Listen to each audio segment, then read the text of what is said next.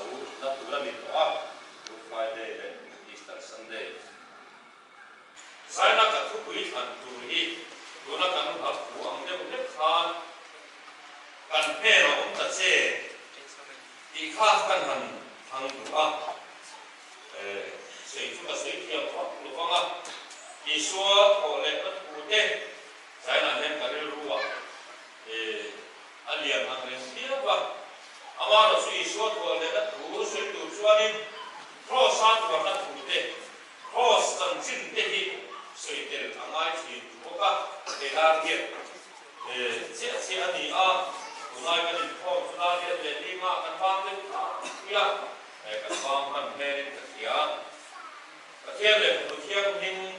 kan lo sia ra nge chan chin sa lu ka sia lu ka kong som ni pa ni tang som ni pa ni i kwa i so ma u i kha kan thu bi ru ni so na ni suwa ka